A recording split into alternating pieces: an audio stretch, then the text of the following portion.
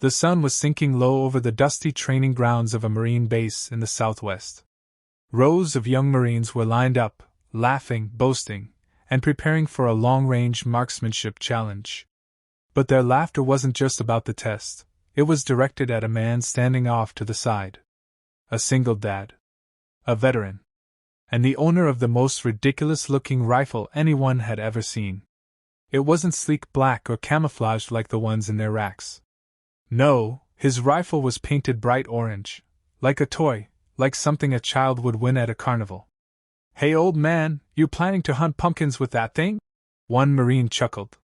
Another shouted, "Don't point that Nerf gun at me!" The veteran just smiled faintly, tightening the strap on his weathered backpack. He wasn't here for approval. He wasn't here for competition. He was here for his daughter. His name was Jack Reynolds, a decorated sniper who had served 2 tours overseas. Life after service hadn't been easy. His wife had passed away, leaving him to raise his little girl, Emma, alone. Money was tight, and every penny went toward her schooling, her food, her dreams. The bright orange paint on his rifle? That wasn't for show. Emma had painted it herself when she was 6 years old, insisting that Daddy's big scary gun needed to look friendly. She smeared it with bright colors while humming, and Jack never had the heart to cover it up. So now, every time he held that rifle, he wasn't just carrying a weapon, he was carrying his daughter's love. The Marines at the base had set up a near-impossible challenge that day, hitting a target 5 kilometers away. Even the best snipers scoffed. The distance was ridiculous, the wind unpredictable. It wasn't just marksmanship, it was madness. When Jack quietly signed up, the room erupted with laughter. "Come on, Gramps. You'll break your back before you hit that steel plate. Somebody get him a rocking chair." Jack didn't answer. He unpacked his rifle slowly, as though it were a sacred ritual. The orange gleam of the barrel reflected the fading sunlight. His hands trembled, not from fear, but from years of scars, both visible and hidden. As Jack settled on the ground, the Marines gathered around, whispering bets. 5,000 meters. The wind howled across the range, rattling flags and bending tall grass. The target was barely a dot on the horizon. Jack closed his eyes. For a moment, he wasn't there. He was back in the desert, years ago, lying prone in the sand while chaos exploded around him. He remembered his brothers, the ones who didn't come home. He remembered Emma's voice, asking him every night if he was safe. He opened his eyes again. Steady. Calm. Focused. He adjusted the scope, compensated for the wind, and let his breathing slow. Then, with the gentlest squeeze, he pulled the trigger. The crack of the rifle echoed like thunder. For several seconds there was only silence. And then, ding! The unmistakable sound of steel being struck at 5,000 meters. The Marines froze. Their laughter died instantly. Mouths fell open in disbelief. One Marine muttered, "No way, no human can make that shot." But Jack had. With his daughter's orange rifle. Unbeknownst to the crowd, a convoy had pulled up just moments earlier.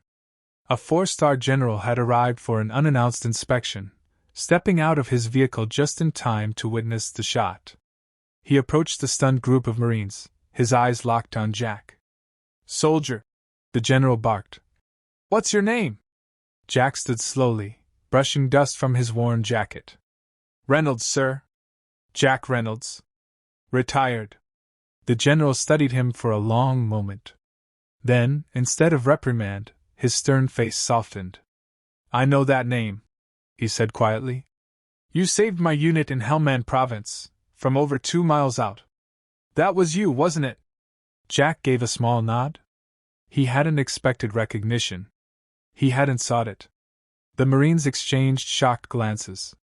The man they mocked was a legend. One young Marine, still staring at the orange rifle, finally asked, "Sir, why do you keep it painted like that?" Jack hesitated, then spoke softly, almost as if talking to himself. "Because my daughter wanted it that way. She said if I ever had to use it again, it should remind me that life is brighter than war." That every shot I take should be for her, not for me. A silence swept over the group. The laughter, the mocking, all of it felt like shame now. These hardened Marines suddenly saw not just a sniper, but a father who carried love into every battle. The general stepped closer, his voice firm but warm. Reynolds, men like you are never truly retired. This country still needs your kind of precision, and your kind of heart. How about coming back, not for war, but for teaching? Training the next generation to value life as much as skill? Jack looked at the orange rifle in his hands.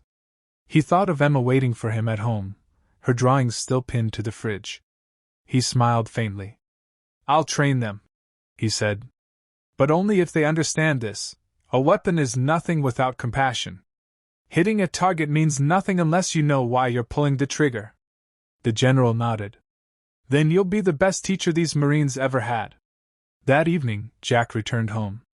Emma was sitting on the porch, coloring in her sketchbook. She looked up with a grin. Daddy, did you use the orange gun today? Jack chuckled and knelt beside her. I did, sweetheart. And guess what? What? She asked, eyes wide. They laughed at it. But then it showed them something even they couldn't believe. Emma giggled, brushing her crayon against the paper. Told you it's magic. Jack pulled her into a hug, feeling the weight of the day lift from his shoulders. For all the medals, the shots, the recognition, this hug was the only victory that truly mattered.